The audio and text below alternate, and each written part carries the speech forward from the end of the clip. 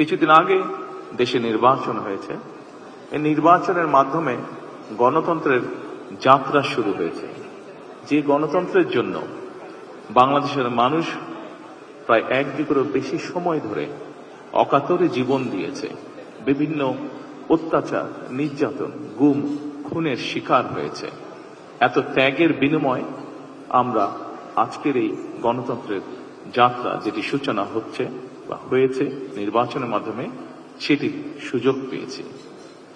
এই ত্যাগের মাধ্যমে, এই আত্মত্যাগের মাধ্যমে হাজারো মানুষের অত্যাচার, লক্ষ মানুষের নির্যাতনের মাধ্যমে আমরা আমাদের বাক, ব্যক্তি স্বাধীন গণতান্ত্রিক অধিকার চর্চার সুযোগ আমরা ফিরে পেয়েছি।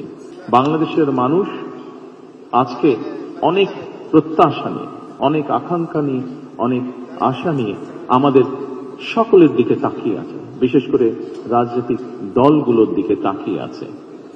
আজকে আমাদের এই ইফতার মাহফিলে আসুন আমরা আল্লাহর নামে শপথ গ্রহণ করি যে আমাদের আগামী দিনের কাজগুলো হবে এই দেশের মানুষের ভাগ্য পরিবর্তনের জন্য। আসুন আমরা আল্লাহর দরবারে সেই রহমত চাই যার মাধ্যমে আল্লাহ আমাদেরকে এই দেশের মানুষের ভাগ্য পরিবর্তনের জন্য, এই দেশের ভাগ্য পরিবর্তনের কাজ করার তৌফিক আমাদেরকে আল্লাহ তাআলা দিবেন। পরিশেষে আমি আবারও বাংলাদেশ জামাতে ইসলাম এবং জামাতে ইসলাম নায়েবে আমির শফিক সাহেব সহ সকল নেতৃবৃন্দকে আন্তরিক ধন্যবাদ জানাচ্ছি আজকে এখানে আমাদেরকে দাওয়াত দেওয়ার জন্য।